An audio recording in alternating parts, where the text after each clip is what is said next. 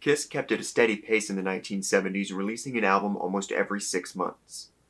I imagine the idea was to not let them out of the public's mind. Love Gun was Kiss's 6th studio album, released in just over 3 years. The album was produced by Eddie Kramer and Kiss. It feels like a compromise between Destroyer and Rock and Roll Over. The production has Kramer's rootsy rock and roll style, but also features different kinds of instruments to give certain songs a more unique sound, similar to what was done on Destroyer, but not to that extreme. Love Gun was released on June 30th, 1977.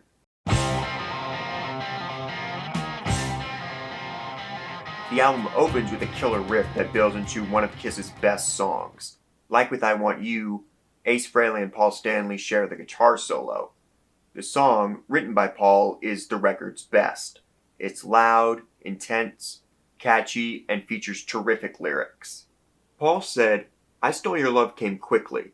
It was kind of like the sister song to Love Gun, so it came around the same time. Again, swagger and attitude. That song was influenced in some ways by the Deep Purple song Burn. The songs I was writing at the time were a certain type. I was trying to get closer to the things I liked in the British bands that were my influences. And then interestingly, once you had Kiss play it, the song took off in a different direction because of the perspective of the players in Kiss. So if I had done those songs 100% my way, they would have sounded more similar to those influences. That's the beauty of being in a band. Each person brings their own perspective and takes it someplace you might not."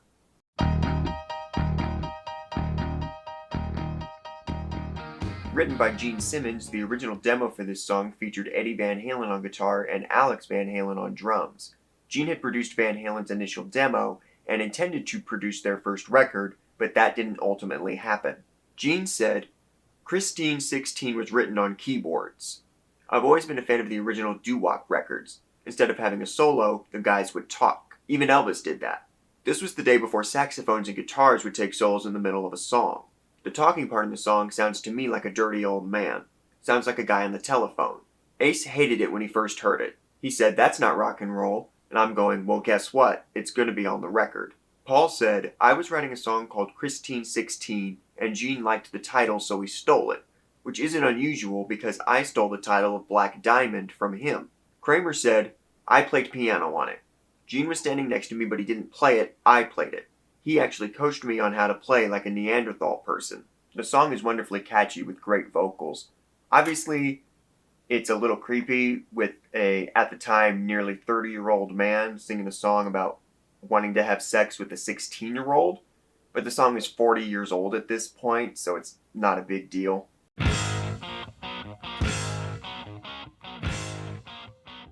Written by Gene, this was also demoed with the Van Halen brothers. It's a really underrated track. Kiss has never played it live, but I got lucky enough to see Gene play it with a solo band. It's a great song.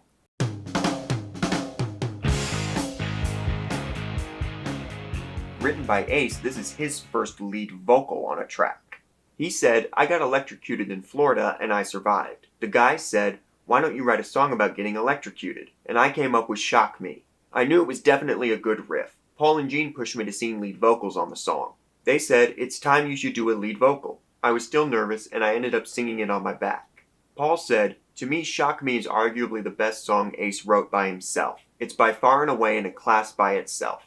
I love this song. The riff's incredible, Ace's solo is amazing, Peter Criss's drumming is great, the lyrics are cool, and it's really catchy."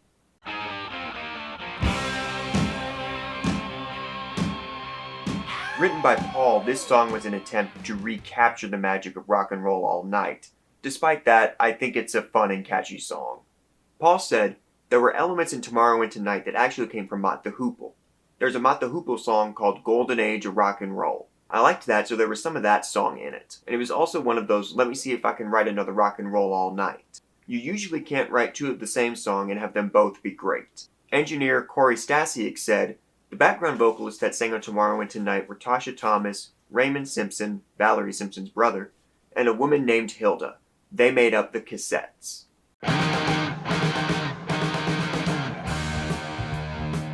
Written by Paul, this obviously became one of Kiss's signature songs. He said, "I wrote Love Gun on the airplane to Japan. That was written in my head, the whole thing. And then when I landed, I had to play it to make sure it worked, and it was all there. I think most of the time when you write songs that are great, you know it. I always thought Love Gun was a great song, and today I still think it's a tremendous song. It's probably the song I enjoy playing the most. To me, Love Gun is quintessential Kiss, and it's probably one of the 5 signature essential songs. I played bass on the song. I was at a point where I liked going to Electric Lady Studios recording demos on my own and coming up with the parts and the arrangements. With some songs, it was clearly a matter of giving people parts to play because the vision I had was complete. A song was not only a song, but it was an arrangement. So it was easier to go in the studio and say, here's what the picture looked like. If I remember, no one was available to come in to play bass, which was all the better. The bass part just made sense. I love this song. The riff is simple but really great. It all comes together with great vocals, great drumming, and great lead guitar.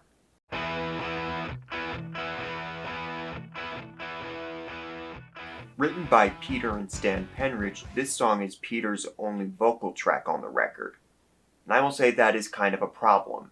It's not too big of a deal on this record, but it becomes a bigger problem later.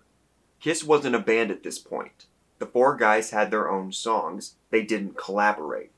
If Eddie Van Halen played a solo a certain way on the demo, Ace had to copy it note for note because Gene liked it. Paul played bass on his own songs, and Gene played rhythm guitar on his own. They were essentially making solo albums that got put together. In regards to Hooligan, Penridge said, I happened to mention the word hooligan in a conversation. Peter and I would approach writing songs that way. We'd sit and talk and I'd be writing down little sayings or Peterisms. Peter told me that his grandmother used to call him a hooligan. There was the first line of the song and a way to tell a story. We scribbled the rest out in a few minutes and recorded it. Stasiak said, Peter was writing the lyrics as we were recording. Eddie was not happy with the original chorus for Hooligan, so Peter was writing the lyrics on the spot while we were recording. I came up with the line, I'm a hooligan, won't go to school again. This is my favorite song that Peter ever wrote. I love that chorus. The riff is simple but great. Peter's drumming is really, really good. It's a little unique for Kiss, but it works.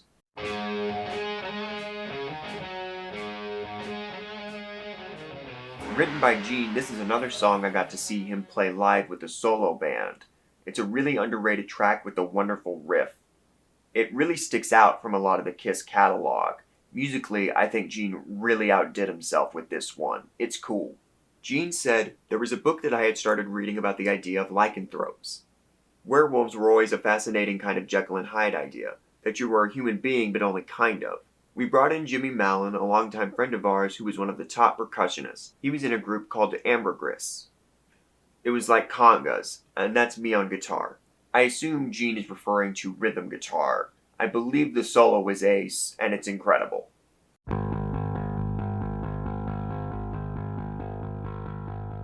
Written by Gene, this song was based on a groupie at the time that would make plaster cast of certain rock stars' penises.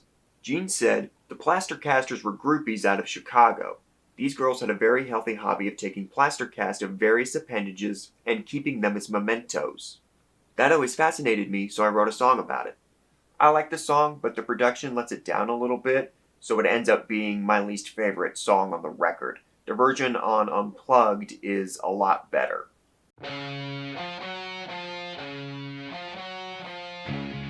The final song on the record is a cover. The original was done by the Crystals. Paul said, I was a big fan of the song. There are songs that I think are monumental, and we've written some great stuff. Some things in retrospect just didn't work. That's a great song, and it needs to be redone like I Wanna Hold Your Hand needs to get redone. It's a song you don't mess with. I like this song, it's kinda sweet. My problem with it is that it doesn't really fit the record. Love Gun as a whole is pretty heavy, and that song kind of throws the whole thing out of whack, especially as an ending. Love Gun was wildly successful. Like Rock and Roll Over, it shipped platinum. It also reached number 4 on the Billboard charts.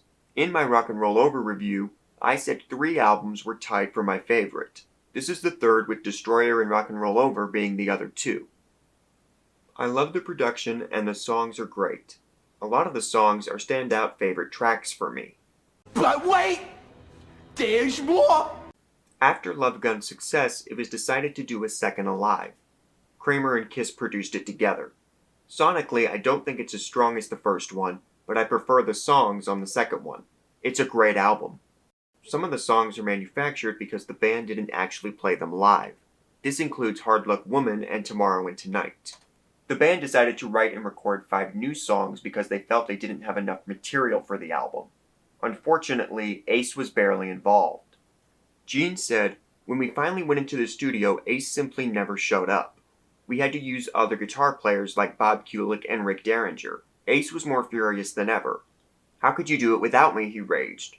'How could we? Because those other guys showed up.' This wasn't the first, nor would it be the last, of countless times Ace would turn his back on the band." Despite Gene's statement, Derringer did not actually play on any of the tracks on Alive 2. Kulick had been a guitar player that auditioned for Kiss in 1972, but didn't get the job in favor of Ace. He played guitar on the first 3 new songs, Ace played the 4th, and Paul played all the guitars on the final song. Written by Paul and Sean Delaney, this is a cool song. I like the riff a lot, and Kulick's guitars are good. Him and Paul complement each other very well. Paul said, "That was written real quickly. I wrote that in my dining room with Sean Delaney.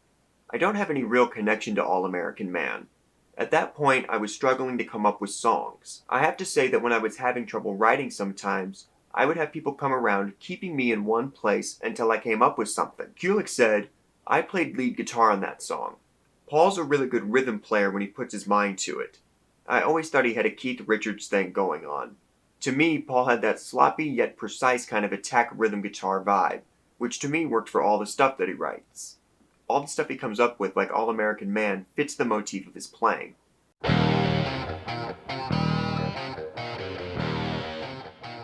Written by Gene, I like this song. It's cheesy as all hell, but it's fun. The United States is kind of going through a lot right now, so it's nice to have a song like this that's a fantasy or escapism. Gene said, "Everybody in the band hates it, especially Paul. He thinks it's slop, just the worst. We go to do our makeup and he often starts singing it as a kind of, 'Boy, is that lame.' We were on tour and I'm very patriotic about America. It made everything possible for me."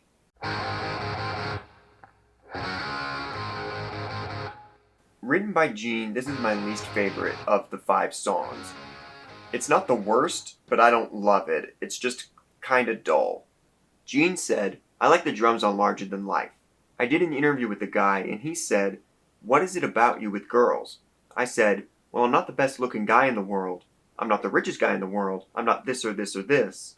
But I'll tell you what I've got. What I've got is larger than life.' I heard myself say it, and after the interview, I jotted it down on paper, both the imagery and the physical sort of pun.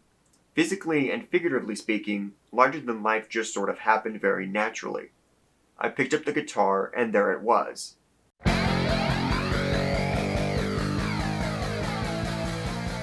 Written by Ace and Delaney, this is Ace's only contribution to the new songs. He sang it, and he played bass on it. Like I said, they were pretty much making solo albums at this point. Ace said, "That's the first time I was satisfied with my vocal projection. I originally wrote the song for my solo album, but when we were putting Alive 2 together and decided to have a studio side with new songs, I gave it up for the album. That was the song that really gave me confidence that I could sing and really project a song. Sean and I wrote it at my house in Irvington. I had a studio in my attic. We got together one summer day, wrote it, and did the demo in my attic." Delaney said, "Rocket Ride was written in Japan. I was taken over to Japan for only one reason, and that was to write songs with the guys. They were all having a writer's block where all of a sudden you are incapable of writing songs. So for me to go to Japan, that was the stipulation, that I would write songs with them. I went into Ace's room and said, 'Do you have any riffs?' And he said, 'Oh yeah, there's this one, but I don't think the guys in the band are capable of playing it.' Ace had that incredible guitar riff. He was playing the riff for Rocket Ride, and I came out with the lyric and the melody. This is easily the best of the 5 new songs. There's a real drive and power to it. The guitars are fantastic, and Ace's vocal is strong."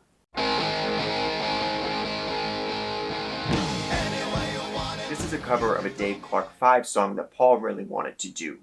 I love Gene and Paul's harmonizing vocals on it. It's a fun track. My problem with it, like Then She Kissed Me on Love Gun, is that it doesn't really fit the vibe of the other 4 songs at all. Paul said, "Everything that's been done should be left alone.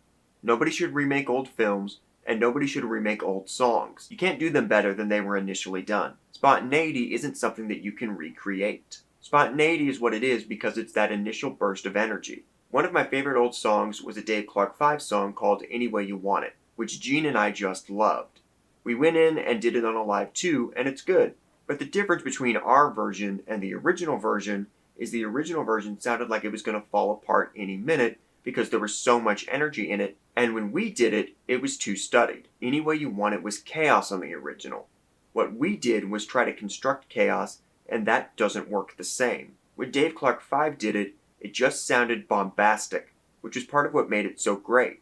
When we did it, it was crafted, and I don't think that's the same. The 5 new songs are an interesting part of the history, and I think the songs are solid enough, with Rocket Ride being the major highlight. But the seams of the band are starting to show. They weren't working as a band anymore, and outside of Rocket Ride, there's no drive to these songs. It's not hard to see that the band was losing steam and direction. However, Alive 2 is very successful, going double platinum.